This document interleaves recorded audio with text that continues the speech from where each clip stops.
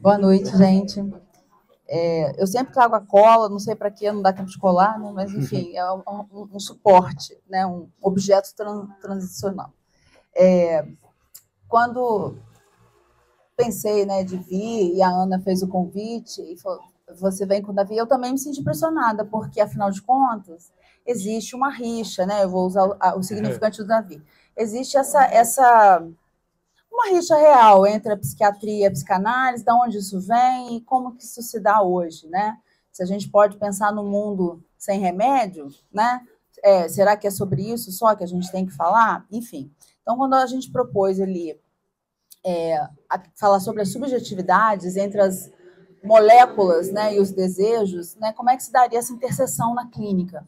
Bem, não falaria hoje sobre nada que não viesse da clínica, não tem como, né, a gente falar, simplesmente falar, não tem como a gente não transmitir, então isso passa pela teoria, isso passa também pela nossa vivência clínica, pela nossa troca na supervisão e, claro, pela análise pessoal.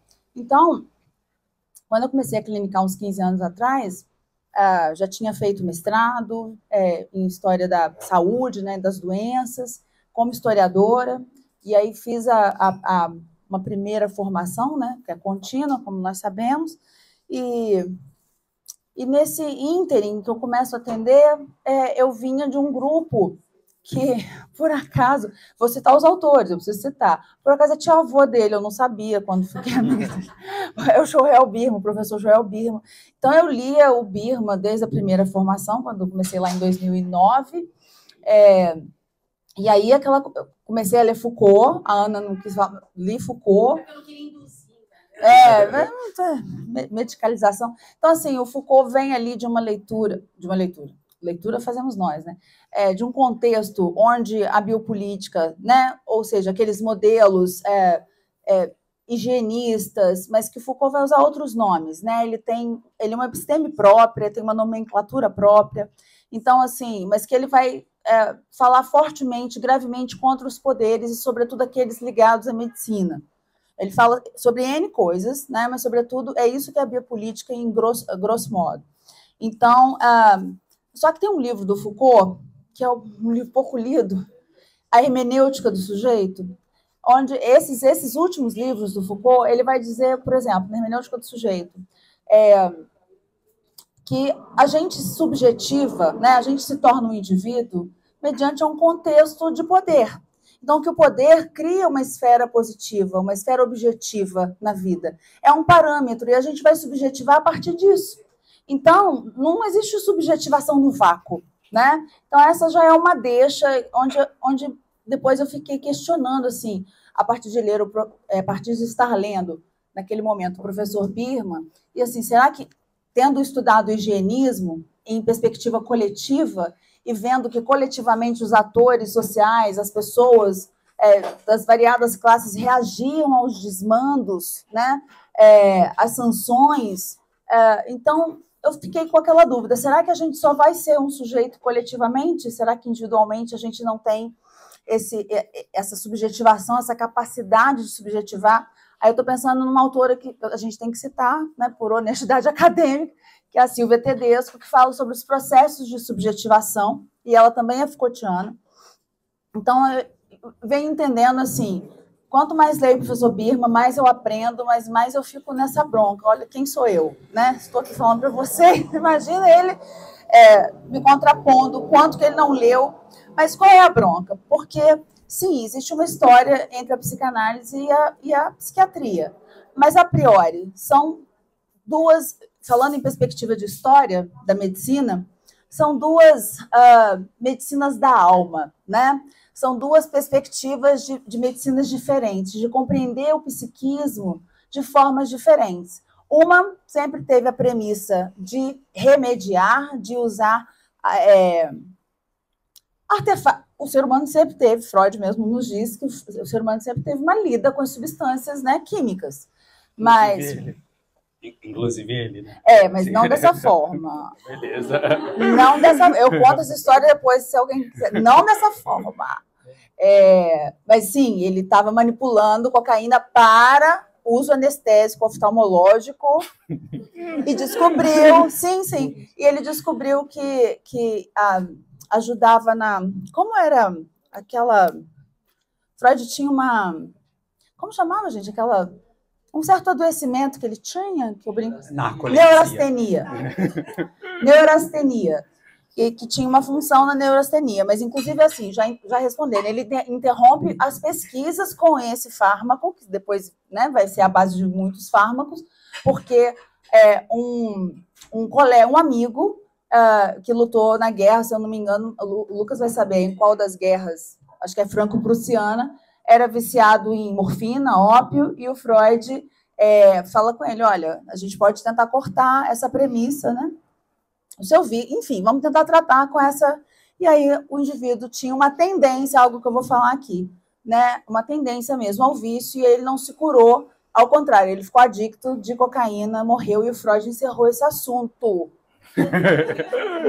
Né? Então, essa história de que Freud é cocainômano não era, mas sim, ele pensou em psicofármacos, vários outros estavam pensando. Mas essas epistemes são diferentes porque a psicanálise vai se ocupar de algo chamado inconsciente, né? Isso estava na filosofia, isso estava no romantismo alemão, isso estava num contexto muito amplo em que Freud vivia, mas foi ele que concatenou e organizou e pensou, sistematizou, através da transferência, a perspectiva de um tratamento. Sim, Freud entendia a psicanálise como um tratamento. Então, se hoje não é tratamento que se está oferecendo, a gente tem que pensar, será que o indivíduo não tem direito a buscar um tratamento, já que a gente está oferecendo o quê? Uma filosofia? O que a gente está oferecendo? Né? O que é? Né? Não pode falar o que é psicanálise. Não defina o que é psicanálise, não defina o que é um tratamento. A gente não é um tratamento, a gente não é uma psicoterapia. Então, não sei, né? Eu nesse ponto, sou bem mais freudiana mesmo. O sujeito dizia que era um tratamento. Ele não prometia nenhuma panaceia, nenhuma cosmovisão, nenhuma cura de sermos humanos. Ele prometia o quê? A infelicidade corriqueira, ou a felicidade comum, né? Em detrimento ali da gente ficar com as pulsões todas para nós. A gente cede das pulsões, enfim. Então, desse processo, onde o Freud... Tá aí a diferença, né? A psicanálise, ela vai fazer uma escuta não a partir do modelo biomédico. E é aí que vai ficar diferente. A psicanálise vai inaugurar a partir da cura pela fala, a partir do fenômeno do amor transferencial, da transferência, a partir da escuta do inconsciente, onde rompe, Freud, sendo médico, rompe com o modelo biomédico. E ao romper com esse modelo, ele não vai mais, com toda a técnica médica, organizar a nosografia perante aquele sujeito que está ali. Ele vai escutar a história daquele sujeito. Ele vai escutar o que aquele sujeito tem para dizer, como aquele sujeito discursa sobre si. É a discursividade do indivíduo que Freud vai priorizar. É sobre... como ele fala do seu mal-estar, como ele fala do seu sintoma, e não sobre, você está falando isso, cai nisso, naquilo outro, vou prescrever aquilo. Não que isso não possa ser feito. Isso vai caber, não de uma maneira simplista, como eu estou falando, depois o Davi vai poder ornar a episteme dele, que é outra, né? E é a partir desse princípio que eu estou falando. Como que a gente vai ter essa lida? Primeiro a gente vai costurando em paralelo para ver como é que elas vão se cruzar. Né? Posso fazer uma pergunta? Eu estava rindo aqui. É verdade que ele foi para o consultório, para a clínica, porque ele era péssimo em hipnotizar? Que ele, o Charcot fazia lá as coisas e quando ele foi chegar, ele não conseguia fazer direito e aí ele foi para a clínica? Eu vou dar uma bicuda, pode? É verdade. Pode bater? Não, isso foi uma das coisas que a gente ouve, né? Fofoca clínica de que... Não. Ele descobriu, ele entendeu que a hipnose funcionava para quem acreditava. Até hoje, para quem acreditar, mete bronca, porque vai funcionar. Uhum. Mas eu vou te dar uma bicuda. Depois a gente já tem uma sessão de boxe ali fora. Eu já até me perdi, porque depois de chamar o Freud de cocainômano, de falar que o Freud, né, não sabia hipnotizar. Hã? Meu Deus! Então, dentro dessa costura, a princípio, né, individualmente, essas duas epistemes, elas vão se organizar assim. Então, a psiquiatria e a psicanálise, elas têm muito pouca diferença no início. Vejam bem, tem diferença, mas não para o leigo, não para quem estava de fora, né? Para quem estava fazendo parte do movimento, para quem estava aderindo ao tratamento, claro que tinha, o fulano é médico psiquiatra, né? Ali tem uma prática da psicanálise, mas ainda estava elitista. A história do movimento psicanalítico vai se ampliando. E à medida em que vai se ampliando, a psiquiatria até então não tinha. Freud tinha um divã, a transferência, tinha todo um arcabouço que se organizou, teórico, né? Tinham os discípulos que iam se espraiando, criou a IPA, né? Na verdade foi Ferenczi quem criou, mas acabou que foi o Jung que teve que fazer lá a abertura. Bem, nesse contexto, a psiquiatria não tinha ainda nenhum psicofármaco. Ela não tinha nenhuma tecnologia que a fizesse despontar perante a psicanálise, né? Ela ainda ficava um pouco restrita, um tanto restrita. Quando, na década de 50, vem o primeiro psicofármaco de efeito, né, que é difícil falar, clorpromazina, falei certo? E aí tanto que de 1952 é o lançamento do primeiro DSM, né? Antes, em 1900, se eu não me engano, 1913, 1918, ou 13 ou 18, tá? Eram 22 diagnósticos. Aí já começa com DSM em 1952, já começa um aumento e vai numa hipérbole, vai só aumentando cada vez mais. Mas aí onde que a gente, até então, Freud, lá nas conferências introdutórias, vai dizer que a psicanálise, acho que em 1913 isso, que a psicanálise e a psiquiatria podiam andar lado a lado e ser complementares. Aí, mais para frente, ele muda um pouco o discurso, aí usa a metáfora da sopa, que eu não lembro de cabeça.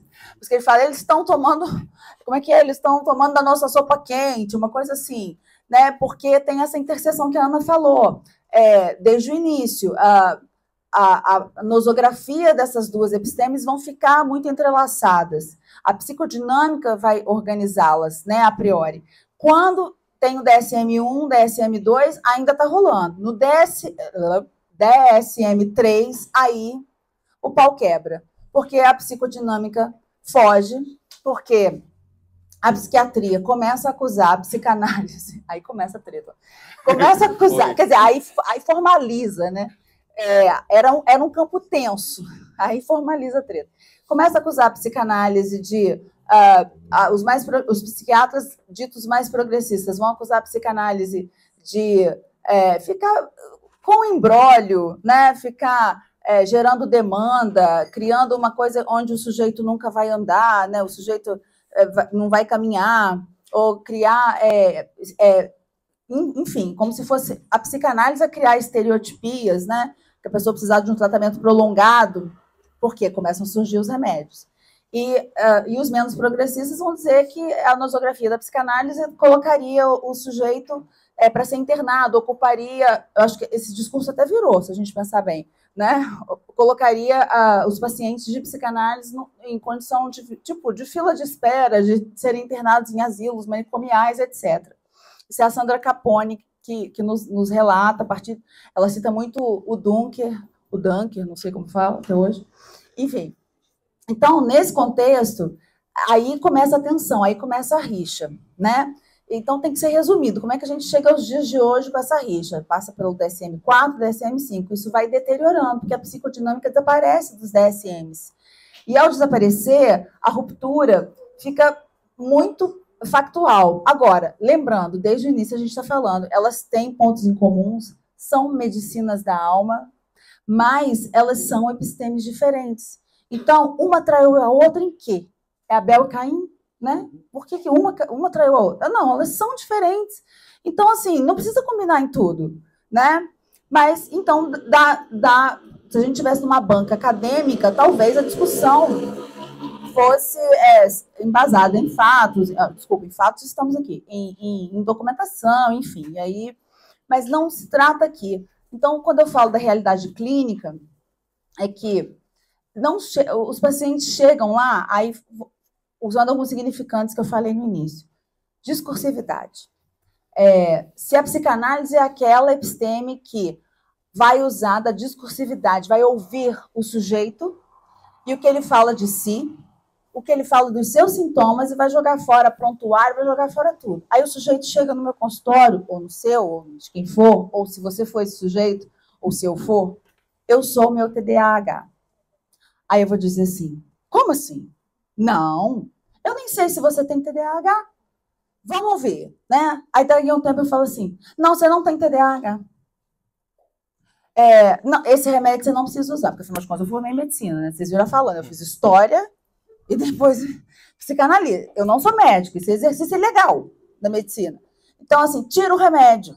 Sim, isso acontece. Aí causa uma iatrogenia.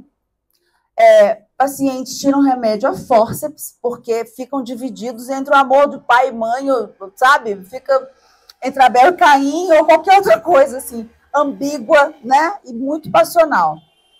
Dependendo, às vezes não tem um vínculo com o psiquiatra. O psiquiatra é um médico que vê menos vezes em relação ao psicanalista. É um profissional que vê o paciente bem menos vezes em relação ao psicanalista. Mas, aí, então, quem é que está sendo higienista? Né? Então, assim, quando eu falo assim, larga esse remédio, ou então o paciente chega para mim e fala assim, o Davi falou que não queria falar desse assunto, agora eu vou descontar. Tudo que ele falou do Freud. Autismo. Não vamos discutir, porque é uma querela diagnóstica, cada um tem uma premissa, mas vamos lá.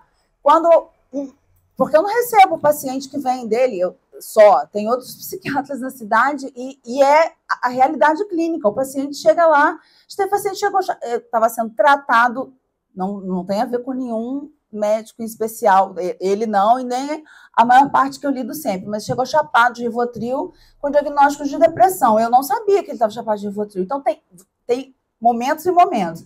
Aí foi o tempo, eu tomo Rivotril. Mas quanto você toma? Não, porque fulano, não sei nem quem é, mas não citaria, obviamente, mas prescreveu. E aí, não, eu tomo 2 miligramas de manhã. Mas de manhã você toma 2 miligramas? Quando a gente foi ver, era uma média de 10 a 12 miligramas por dia. O sujeito estava rebaixado medicamentosamente e sendo tratado com um negócio que não trata. Aí, né, não vou... Temos aqui quem vai dizer sobre. Aí, eu perguntei para o meu paciente, claro que eu estou misturando casos aqui, né, nunca é uma coisa... Mas a essência está sendo mantida. Eu perguntei para o meu paciente assim, eu suspeito que você esteja... Usei uma linguagem que coubesse um dialeto entre mim e ele, né? Rebaixado por um excesso de uma medicação que eu não sei se está cumprindo seu papel. Que tal a gente conversar? Você gostaria de falar com o seu psiquiatra ou a sua psiquiatra sobre isso? Você gostaria de mexer nisso? Porque primeiro tem que ver o desejo dele. E vejam, com 12 miligramas de Rivotril, eu acho que eu teria uma overdose. A pessoa estava lá, indo semanalmente, se arrastando, atrasada. Ela estava subjetivando. Então, assim... não dá tempo de falar tudo, mas eu já estou quase no fim para passar para o Davi e, enfim, para vocês, pela dinâmica da Ana. Mas, assim, será que 12 miligramas de Rivotril, a pessoa ainda estava ali. A gente não está no período da clorpromazina. Desse, que deixava internada em manicômio. Mudou, a faceta do higienismo mudou. Com certeza há um controle de desejo, uma manipulação neoliberal, né, econômica. Há muitas camadas aí que a gente pode pensar. Contudo, entretanto, todavia, a gente não pode pensar que não existe sujeito porque o liberalismo, eu estaria sendo marxista roxa. Eu sou marxista, roxa não, sou vermelha. O sujeito coletivo não existe. Ele não pensa, entendeu? Então eu estou tirando a subjetividade da coletividade e aí ao ser freudiana, eu vou deixar de ser. Eu vou entender que, a menos que o sujeito tenha feito uma lobotomia, tenha feito esteja num quadro de demenciamento, ou ainda assim, né, eu não posso falar com muita profundidade, ou esteja tomando uma droga, uma substância internada, de uma forma que ele não possa pensar, interagir minimamente, mas tem um sujeito ali. Então, a realidade da clínica é que os sujeitos vêm chegando com remédios. Então, essa pessoa do Rivotril, ela em algum momento, não foi de primeira, ela falou assim, acho que a gente pode conversar com o meu médico. Eu falei, primeiro você conversa com o seu médico, né? E aí foi se abrindo um espaço, eu não entrei no meio da relação deles, né? Não vou me meter numa outra transferência, eu não quero que se meta na minha. E aí o profissional abriu para conversa e tal, e aí, claro, o profissional não tinha prescrito 12 miligramas de Rivotril, né? Mas estava dando a receita e não estava vendo muito, aquelas consultas de 10, né, 15 minutos, e assim, libero 200 receitas aqui, você volta quando você puder, quando você quiser, aí o sujeito, né? Então, tem essa situação, tem outras especialidades médicas que, segundo o Orlando Coser, medicam muito mais do que os psiquiatras, o que é muito pior, né? Existem muitos psiquiatras ainda medicalizadores, não é o caso desse que vos falo, senão eu não sentaria ao lado dele, porque eu sou uma pesquisadora dessa área, mas para ir dando um ápice mesmo para o fim, se é uma realidade da clínica. Então, às vezes, a história do autismo que tem é quase que dicotômica, né? A abordagem da psiquiatria by DSM, mas a gente está falando de tabu. Não de totem tabu, mas de tabu. Todo mundo esse me deu aula de totem tabu, que é o livro que eu mais... então, a gente está falando de um tabu. E na psicanálise, o autismo é outra coisa. Ok, mas quando alguém chega e fala assim, não só vindo do Davi, vindo de qualquer outro psiquiatra, eu tenho autismo. Ok, fala do seu sofrimento, fala do que você veio dizer. O que esse diagnóstico significa para você? O que esse autismo é para você? Porque eu não sou aquela que jogou o prontuário médico fora, porque eu não sou médica, sou analista leiga, né? Mas se eu fosse ainda psiquiatra e psicanalista, né? O Éder vai falar para a gente no último vinho, e aí a gente vai poder ver isso também. É hora de escutar. Então, existe um processo de subjetivação que já envolve o que o Orlando Coser chama de metáforas dos psicofármacos, né? Uma psicofarmacologia, é um termo desenvolvido por ele. Gostaria de dizer que foi meu e não citá-lo, mas infelizmente não fui eu. Então, existe toda uma metáfora. Tem a ver com a indústria do marketing? Tem. Com o neoliberalismo? Tem. Tem a ver com vendagem, pesquisa científica, cientificismo, neohigienismo? Tem. Ele vai apontar tudo isso no livro dele. Está até aqui, eu acho, que eu trouxe. Mas ele vai falar da importância de que, às vezes, eu ouvindo o paciente, e a psiquiatria vai ter, dentro da nosografia e da organização dela própria, que é uma outra episteme a qual eu não domino, eu faço cursos, já fiz curso com Éder, já fiz curso com Davi, de psicofármacos, para ter uma noção, né? Uma noção. Então, é importante que a gente tenha noção. Eu faço curso sobre a teoria queer, eu faço cursos sobre decolonialidade, quer dizer, formação, eu tenho que saber o que acontece no mundo. Então, é fato o remédio, é fato. É a realidade clínica. Então, eu vou causar iatrogenia ou eu vou acolher? Quantos pacientes nesse percurso que a gente tem em comum que vão lá, nem para pegar receita, vão lá de tempos em tempos, porque ele vai, vem até uns nomes, vai prescrever, como é que chama? Não é receita, é exame para ver se está bem. A pessoa está sem remédio há 3, 4 anos, está comigo há 8 anos. Então, assim, não é um, não, são vários. Né? Não vou falar que são 200, porque, obviamente, a minha clínica não tem. Mas são vários. Então, assim, e por que ele indica para psicanálise? Por que outros psiquiatras estão indicando para psicanálise? Junto com a psicologia, TCC ou outras modalidades psis. Será que a maioria dos médicos, psiquiatras, ainda estão apostando tudo na panaceia do remédio, no farmacon? Que a diferença está é um termo grego, entre a dose, né?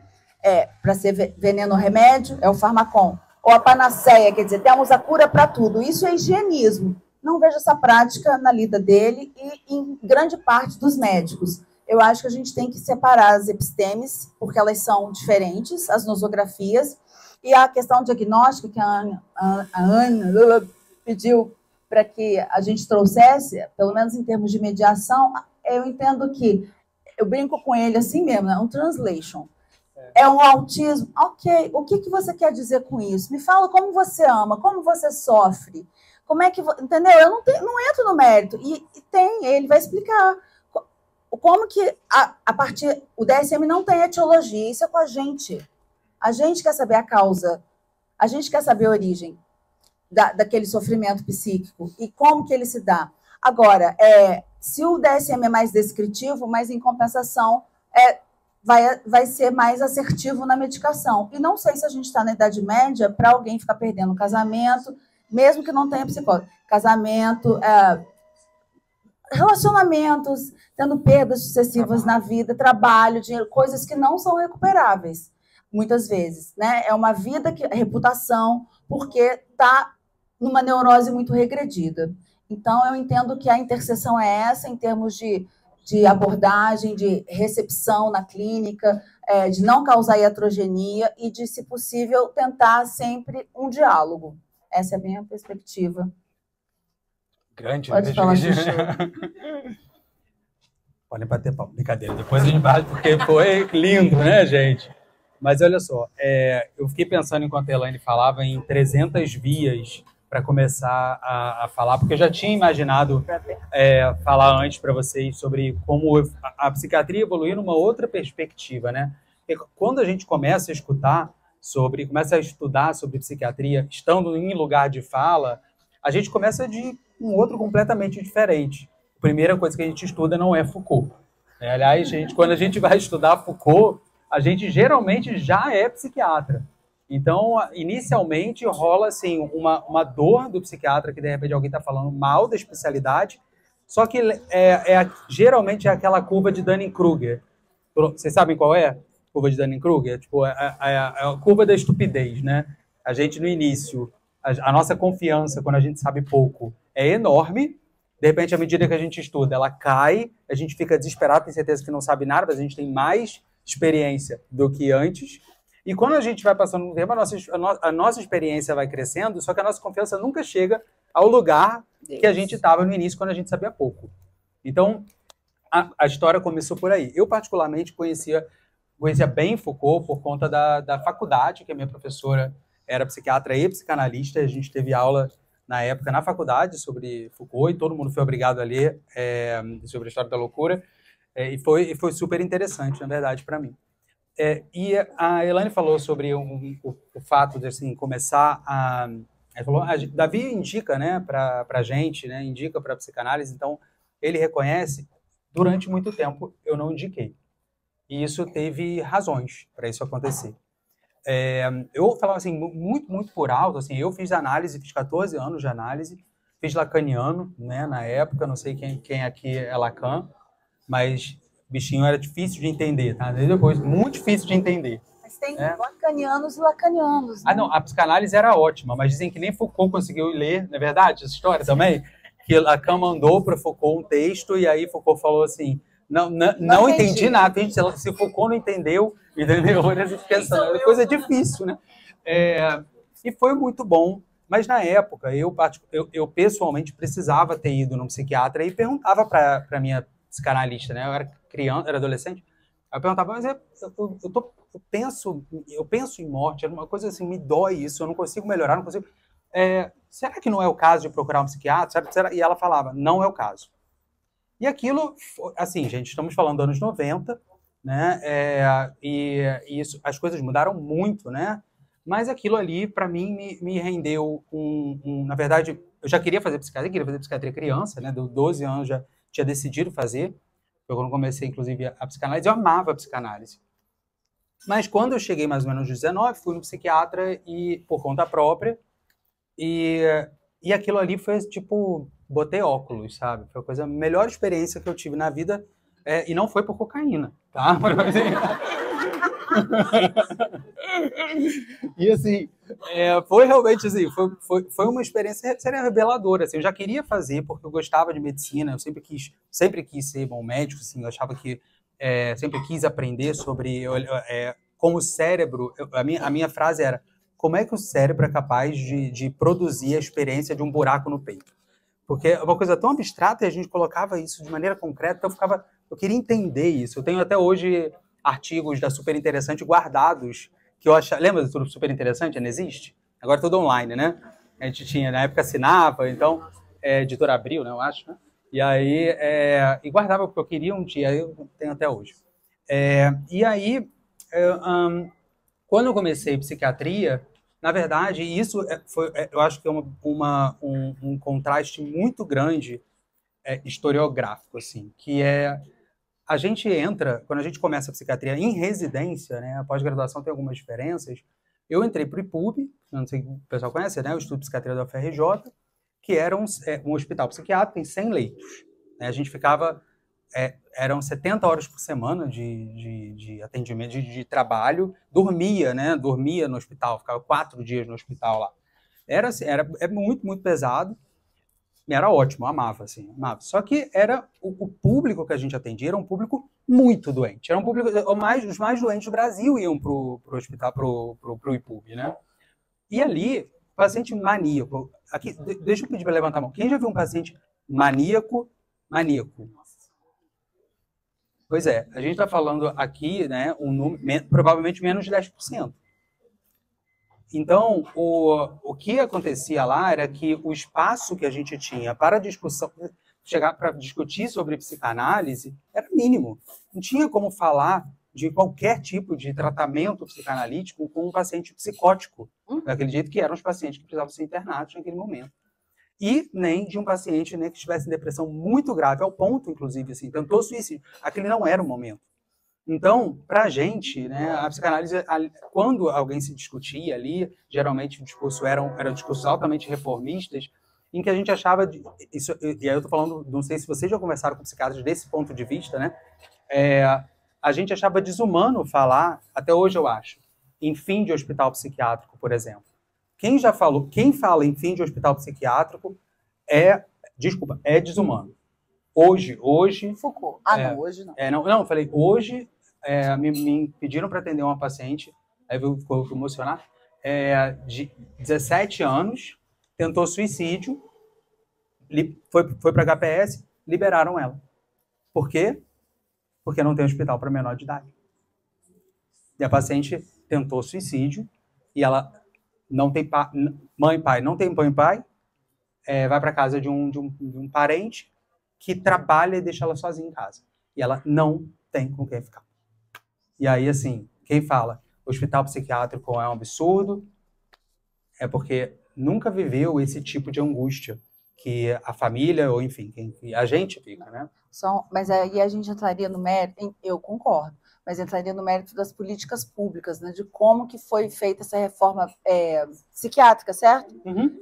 Sim. Tinha que ser feita, mas agora como que pode... Porque tem toda uma questão social, as pessoas sem família, enfim. Sim, mas ter hospital é indiscutível. Sim. E esse era o ponto é que enquanto a gente estava na formação, o que acontecia muito era isso, a gente não conseguia ter espaço muito para discutir sobre a psicanálise. E o que acontecia era que às vezes que a gente esbarrava com psicanalistas, né, pelo menos eu e a maioria dos meus colegas, era uma discussão muito complexa, porque eram acusatórios, era aquela coisa reivindicativa, até porque ali a gente trabalhava com pacientes muito graves. E aquilo me fez, assim, se uma pessoa nega... Eu lembro uma vez, eu estava trabalhando num CAPS, uma psicóloga psicanalista falou para mim assim, o ideal é que ninguém usasse remédio. E aquilo não me doeu, falou isso, e aquilo me doeu, não por mim, né? Não porque eu estou sendo corporativista, eu quero vender, quero prescrever remédio, mas porque eu falei assim, você já deprimiu? Perguntei para ela, você já deprimiu? Ela, não. Eu falei, então dobra a língua antes de falar que alguém que está num sofrimento como esse, porque as doenças que nós tratamos, nós aqui, são as piores da medicina, na minha opinião, porque nenhuma outra doença faz a pessoa querer morrer a ter. A pessoa com câncer quer sobreviver, a pessoa quer melhorar. A pessoa com HIV que está imunodeprimida, ele quer tirar aquilo, quer viver. Na nossa, os pacientes preferem morrer a ter. Não tem doença, não tem situação pior. Então... Vai conversar com o paciente mania? Vai colocar o paciente mania no divã? Aqui, essa era uma das discussões, mas aí... Até que me veio... Conheci Elaine, Lu e Ana, que As Três Bruxas, né? O Charlie's Angels, né? Também. Que as bondosas, né? Eu gosto muito. Então, assim, que mudaram a minha perspectiva, né? Novamente, né? E me resgataram para um lugar, né? Segundo elas, o The Dark Side, em que eu pude me reapaixonar, né? Por tudo que eu via na psicanálise. Mas é um fato que muitas das coisas que a gente escutou, né? Por exemplo, tem coisas dentro da psiquiatria que eu fico triste, muitas vezes, dos psicanalistas não terem contato. Por exemplo, quando eu entrei na residência, eu não era imune a todos os preconceitos que a gente vê sociais, né? Então, para mim, a eletroconvulsoterapia era terror. Isso é medida pré-histórica, um absurdo fazer. E aí, foi o primeiro paciente que eu tive, nunca esqueci. Lembro da história completa dele. Ele chegou num quadro bipolar muito grave, tipo daqueles Kurt Schneiderianos, sabe? Assim, a gente achava, a gente ficava na dúvida se era esquizofrênico ou não. E ele não respondia. Fazia tratamento psicossocial. Assim, ele era muito psicótico. Eu ouvia, sentia, não sei o quê, era delírio atrás de delírio. E na época eu segui o protocolo medicamentoso inteiro. Falei, primeiro, estabilizador de humor, antipsicótico. Segundo, estabilizador de humor. Segundo, antipsicótico. Ele engordou 30 quilos, praticamente, na época. Ele estava estudando engenharia. Ficou 5 meses internado. E a coisa não melhorava, eu estava seguindo o protocolo. Realmente, as diretrizes. Quando eu falei, esgotou, eu falei assim, não tinha mais o que fazer. A medicação chegou no teto. Aí eu falei, beleza, então vamos para a eletroconvulsoterapia. E aí, a gente, no IPUB tem, né? E é com anestesia geral, né? O paciente fazia anestesia geral, então não sente nada, parece uma endoscopia, é rapidinho. Em 4 sessões, o paciente saiu. Em 2 semanas. O paciente ficou são. Aí, eu falando com ele sobre isso, ele falou assim, por que você não fez em mim isso antes?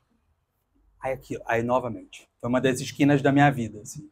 Falei, essa é como a gente demoniza uma técnica e ao invés de demonizar o técnico. E esse era a grande questão para mim também ali.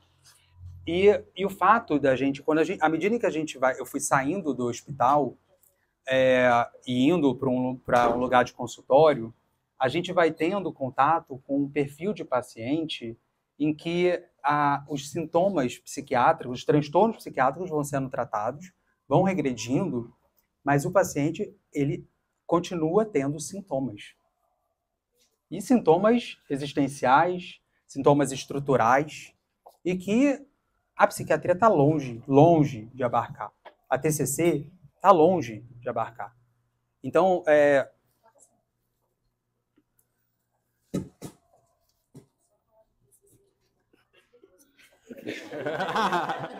Oba.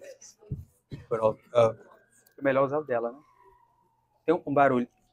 Tem agora uma microfone. Gente, TCC, né? Beck. Alô, Beck. Gente, mas esse barulho não é daqui, é? Ó, alguém tá ouvindo? Isso é psicose, é só você. Gente, como é que é o nome de acho que é acoasma, que é o nome de quando a pessoa ouve uns ruídos. Mas eu tô ouvindo. Alguém tá ouvindo? Mas, gente, olha só. Isso, na verdade, essa parte que eu tô falando para vocês, né? É curioso a gente passar pela mesma história através de uma perspectiva um pouco diferente. Que na época, né, a única coisa que se tinha para tratar realmente era a eletroconvulsoterapia. Era a única coisa e nem era eletroconvulsoterapia na época, faziam malarioterapia, ganhou o prêmio Nobel, né, porque tratou neurosífilis. O paciente fazia convulsão, a convulsão saía da psicose quando era bipolar, né, quando era esquizofrênico continuava igual. E aí depois ganhou o prêmio Nobel porque o paciente fazia febre de 42 graus, matava o treponema e aí melhorava, né? Depois, a que custo, né? Bom, ele estava louco, né? Neurosífilis, você estava doido. Mas depois teve lá cardiazol, insulinoterapia, que tem gente que a pessoa faz insulina, chegava uma hora, convulsionava, sim, e aí era a única coisa que tinha. Chega, então, já nos 50, clorpromazina, que é um antipsicótico que a gente usa até hoje, mas não é primeira linha, né, nem segunda linha, porque tem muito efeito colateral. E a evolução dos psicofármacos, na verdade, de lá para cá, foram principalmente buscando maior eficácia, mas, na verdade, o que a gente conseguiu foi menos efeito colateral. Porque as pesquisas não mostram que a gente tem uma superioridade exatamente entre os psicofármacos. Mas, gente, menos efeito colateral, mais qualidade de vida. O que acontece é que, inclusive, um dos responsáveis e maravilhosos, né, que fez com que a gente tivesse a virada, né, do DSM-2 para o DSM-3, foi o estudo lá do Being Sane on Insane Places. Alguém não leu esse artigo? Alguém já leu esse artigo? Sabe qual é? Do Rosenhan. Vocês conhecem sim, gente, que ele mandou os atores para o hospital psiquiátrico. Viu? Gente, esse artigo é pequenininho, vale muito a pena ler. Psiquiatria, eles tinham um problema, na verdade, isso é comprovado, que se você pegasse o paciente nos Estados Unidos e o mesmo paciente, se você queria curar um paciente de esquizofrenia nos Estados Unidos, mandava ele para a Inglaterra, porque o critério diagnóstico era outro. Então, tinha outra coisa, a melhor coisa que podia. Então, a gente não tinha uma uniformidade na linguagem. Quando vem o Rosenhan e o Poderoso, né? Para quem não conhece esse estudo, ele mandou atores para vários hospitais psiquiátricos pedindo para falar, sei lá, vento, não sei o quê, 3 palavras. E repetindo essas palavras, falando que estavam escutando essas vozes, né? Ou falando esses sons. No dia que entraram, começaram a lidar, vamos dizer, pararam de atuar. Ficaram normais. E aí eles foram ver quantos deles, a maioria foi diagnosticado como esquizofrênico. Todos foram internados.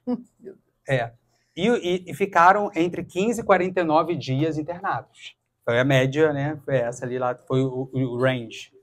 E só quem achava que eles eram normais eram os próprios pacientes. Os pacientes falavam assim, eles estão bem, gente. Falavam para os psiquiatras. Meu Deus. E aí, falava para ele.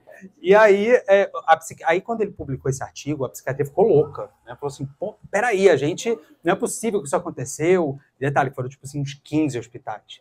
E aí eles falaram, agora, então vamos fazer o contrário. Vocês vão mandar para a gente vai conseguir discriminar quem são os atores. Aí, o Rosenhan, beleza. Só que ele não mandou ninguém. O gênio não mandou ninguém. E aí, o que aconteceu? Os psiquiatras foram lá. Esses são atores. Eram todos doentes. Ou seja, ele provou, na época, que tanto o valor positivo quanto negativo, preditivo positivo quanto negativo da psiquiatria estavam ferrados. Assim, a psiquiatria era falha. Aí, com isso, David Cook, né, lá, essas coisas, começaram a surgir um movimento antipsiquiátrico, né? E, na época, a gente vivia um enorme dogmatismo, que era o biologismo, né, e o psicologismo, que eram, assim, basicamente, um negando o outro. E era um grande problema. E o que acontece é que o DSM-3 é lançado... Esse experimento foi, assim, meio que a virada de chave, porque, nessa época, o John Wynne e outros colaboradores se juntaram e falaram, a gente precisa ter critérios diagnósticos universais. A gente precisa que o mesmo paciente seja diagnosticado na Inglaterra e nos Estados Unidos, ou sei lá, Timbuktu, se tiver psiquiatra, se tiver médico, coitado, da mesma maneira. E aí eles fizeram treinamento de pessoas, de psiquiatras de todos os continentes, assim, de 2 países de cada continente, e conseguiram chegar a critérios diagnósticos, nos casos da esquizofrenia, de 1% em todos os lugares. E aí nasce o DSM-3. Por quê? Agora a gente pode estudar, testar, descobrir o prognóstico dessas condições e dialogar. Foi mais ou menos como a gente sempre teve bullying, mas desde antes de Adão e Eva que a gente tem bullying, burnout, né? Mas a gente não falava sobre isso. Então precisava de uma linguagem para a gente poder estudar o bullying. Quais são as fronteiras, as margens do bullying? Difícil. Quais são as margens do burnout? Difícil. Mas esses nomes eram necessários. E a psiquiatria foi usando o DSM, né? Ao longo do tempo, ela foi evoluindo à medida, porque é um manual estatístico diagnóstico. Mas acho que nenhum psiquiatra que eu conheço tem amor ao DSM. Acho que a melhor frase que eu já escutei em um congresso foi: DSM não é bom, mas é o melhor que a gente tem. Essa foi uma das melhores frases que eu já escutei. Por quê? A gente precisa de uma linguagem comum para conseguir fazer pesquisa, para saber o que essas pessoas respondem. O DSM ele não se propõe a ser um manual de tratamento. Na verdade, essa discussão sobre o inflacionamento dos transtornos, né? Na verdade, a ideia, né, dos diagnósticos é reconhecer um padrão na natureza de adoecimento. E o número de diagnósticos não significou necessariamente um número de doenças maiores, porque o reconhecimento de determinados padrões não necessariamente indicaria que aquela pessoa precisaria de um tratamento específico para aquilo. Mas a gente tem que lembrar, e isso é o fato de quando você chega no consultório, que os pacientes, eles não leem o DSM. Eles não leem o DSM. Então, eles caem por 1000 frestas. É um problemão, assim, porque a gente pega esses pacientes que a gente sabe que estão adoecidos e eles falam assim, não preenchem critérios, porque no final das contas, o DSM foi feito para uma população específica. Embora fale que assim, os critérios são mundiais, ele é bem representativo da população americana. O fato é porque, assim, algumas coisas, a gente não... Estou fora de falar de autismo, tá, gente? Porque, e, curiosamente, até um ponto curioso, né, que tive a oportunidade de falar isso com o Joel, que... Birma, tá, gente? Birma, que ele... O Birma, assim, ele... Isso eu tive vontade de falar com ele, que é muito curioso em relação ao autismo, sem querer entrar muito, mas entrando só nessa parte, ou seja, uma via de um caminho só, tá? Mas assim,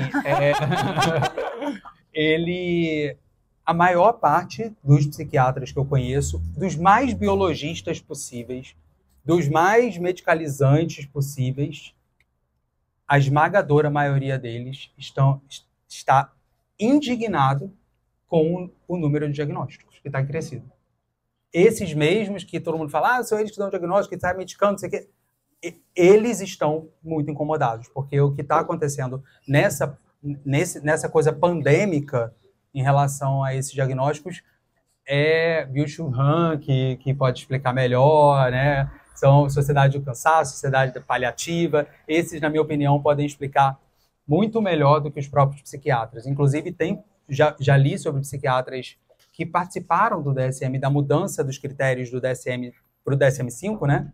Que, a título de curiosidade, por exemplo, TDAH e autismo eram excludentes. Se você tinha um, você não podia ter outro. Só que, o que acontece? Nos Estados Unidos, aliás, a título de curiosidade também, até os anos 90, o DSM era feito todo com homens. Tá? Isso explica algumas coisas. Muita coisa. Né, gente? Explica bastante coisa. Então, por isso, autismo e mulher, gente, né? Agora tem uma cota de 2 mulheres. Agora tem 2, né? Assim. E aí, ele... O que eu estava falando que ele fala... aí, lembrei. Era excludente. E aí, Só que o que acontecia? Muitos pacientes autistas tinham benefício com lisdexanfetamina, o Venvanse, Ritalina. Só que nos Estados Unidos, se acontece um problema com o paciente, você é preso. Você não é processado. Você é preso. E aí, o que os psiquiatras começaram a falar? Nós precisamos mudar os critérios diagnósticos, a gente precisa, assim, TDAH e autismo pode acontecer junto agora. Porque senão, como é que você faria para tratar? Mas tá todo mundo preso. Então, essa acaba sendo um outro ponto. Mas o que achei, então, assim, muito interessante em relação ao DSM-3, essa virada, né, que foi se afastando, né, da psicanálise, muito por conta, na verdade, isso, porque a psicanálise ela tem uma fluidez, a subjetividade, ela não entra dentro, né? Ela não entra dentro da mesma... Não tem como a gente entrar com grande subjetividade no DSM, mas tem na clínica. E a questão da medicação, no final das contas, né? A gente... É muito assim, eu não sei quantas vezes eu já falei com as meninas, né?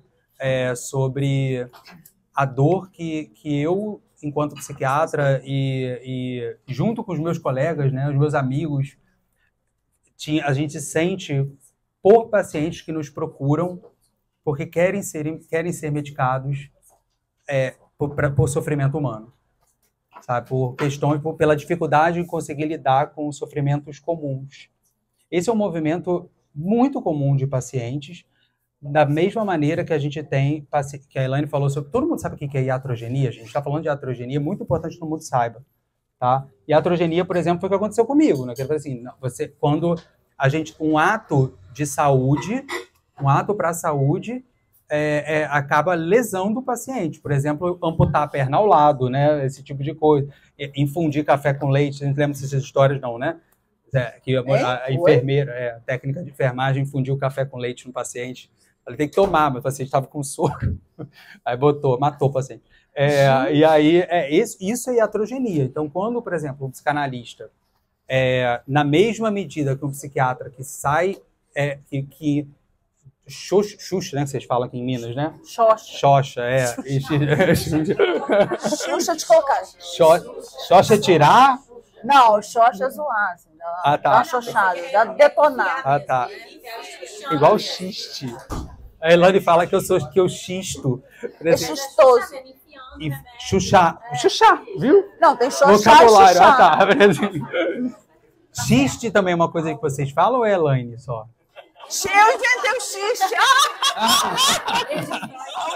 Gente, olha só, critérios diagnósticos para xiste. Elaine, cara, assim, ela fala que eu sou, e para mim lembra xistudo. Xistoso. Xistudo. Assim, eu me foquei aqui. Mas, eu não sei quantas vezes eu entrei em contato com elas por sofrer com isso, né? Com a demanda do paciente, porque quando eles chegam para nós, para o psiquiatra, eles chegam com sintomas assim, eu preciso que você me ajude com isso desesperadamente. E não conseguem, e assim, é para ontem. E muitas vezes, assim, não vou fazer, o paciente fica bravo, eu ligo para psicanalista e falo, se vira agora, porque o paciente tá puto da vida, e é com vocês. E faço isso. Porque para mim tá difícil, né? Mas eu mando para ela e falo assim, encaixa na agenda. Mas uma coisa mas em relação assim tinham tantas vias que eu tinha pensado em falar aqui, mas acho que a questão da medicação para a gente finalizar bom, em relação a efeito colateral e efeito terapêutico, né? Gente, a forma, né? Existe a maneira que a gente medica, a decisão para tomar. Acho que eu fui pesquisar o que os psicanalistas iriam querer saber, né? Uma delas era imaginei que fosse assim, quando vocês medicam. Imaginei que fosse uma das coisas principais, né?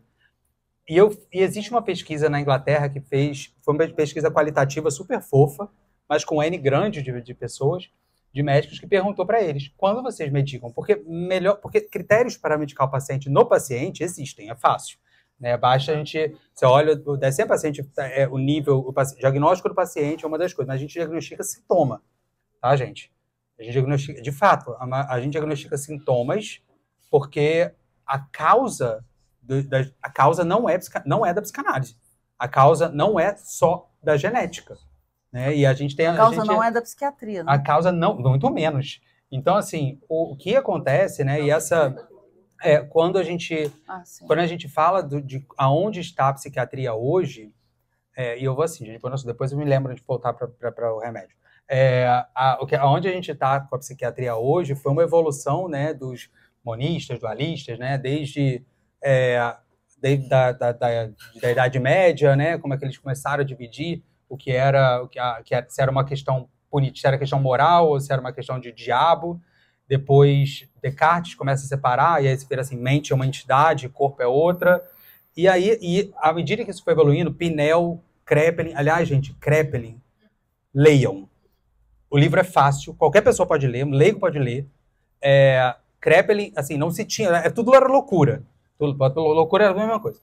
E aí ele vai ao hospital, começou a estudar, ele era tão doido, né, maravilhoso, que ele era bonito pra época, né? Alguém já viu como é que era o Rorschach? Gente, o Rorschach era igual o Brad Pitt. Podem olhar depois. Igual o Brad Pitt. Igual, juro. Não, ele tinha aquela coisa, nada, imagina. Esse foi o gente, não. Ele não desenhou a cara dele, não, gente. A cara dele era... Pois é, o que você tá vendo aqui na foto dele? Brad Pitt, que é igualzinho. E o Kraepelin também, gente. O Kraepelin era bonito. Olha lá. Uau.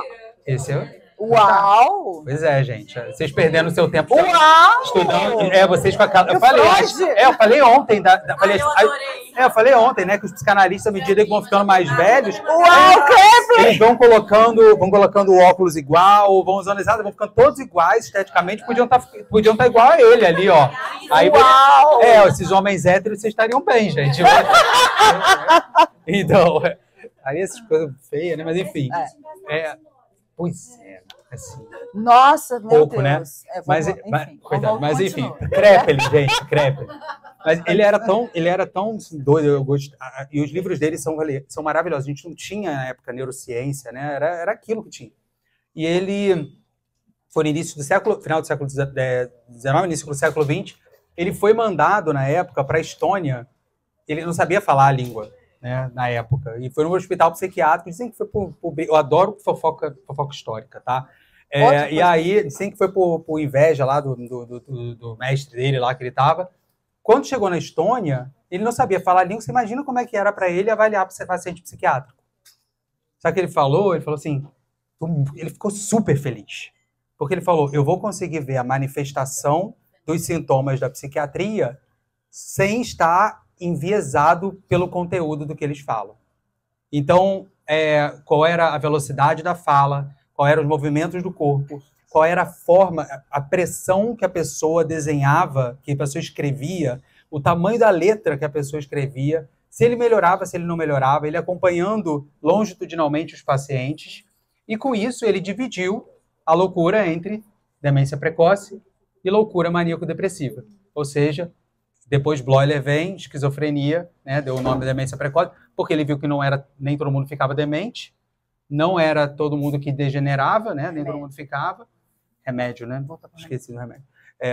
Enfim, não, porque para finalizar então essa parte da integração. Gente, no final de todas essas evoluções, acho que para médicos como eu, reconhecem um lugar, talvez, através da visão do Kandel. Todo mundo, alguém aqui conhece o Kandel? Para você, é neuropsicanalista. Porque o Kandel para você. Porque ele era um grande neuropsicanalista. O Kandel foi quem ganhou o Prêmio Nobel 2000, porque ele cunhou, vamos dizer, não foi só dele, mas ele foi quem explicou o que era neuroplasticidade. Então, se todo mundo você é neuroplasticidade, então foi ele, agradeçam a ele, tá, que ele criou esse termo, ele provou, na verdade, que existia através lá dos ouriços do mar, caramujos do mar. Mostrou o neurônio mudando a partir do momento que você começa a estimular.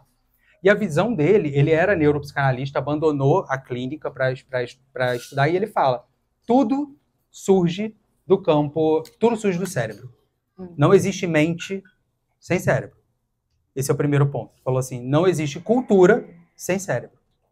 Mas quando ele chega no segundo ponto, ele fala, a mente se encontra no cérebro, ele fala, não existe também adoecimento mental sem mente. Não existe cultura sem mente. E ele coloca 5 camadas no final das contas. Mas o que é o mais interessante dele é que ele começa a falar sobre como a terapia é, na verdade, um tratamento neuroplástico não farmacológico. Exatamente. Altera o cérebro. Altera a bioquímica do cérebro. E eu me apaixonei na época por ele porque ele comprovou isso por ressonância funcional. Tratamentos psicoterápicos versus tratamentos medicamentosos, acompanha e consegue ver mudanças cerebrais semelhantes. E isso foi fazendo, né, na verdade, no final das contas, com que a gente entendesse o que era uma psiquiatria não dualista, não só monista, mas integralista. Né? Integralista, para você falar. É isso mesmo. Então, uma psiquiatria que integrasse. É a parte do Descartes que ninguém lê. Quando ele fala da integração e do dualismo. Ah, não, mas as pessoas querem cartesiano, chuchu, né? Descartes, cartesiano.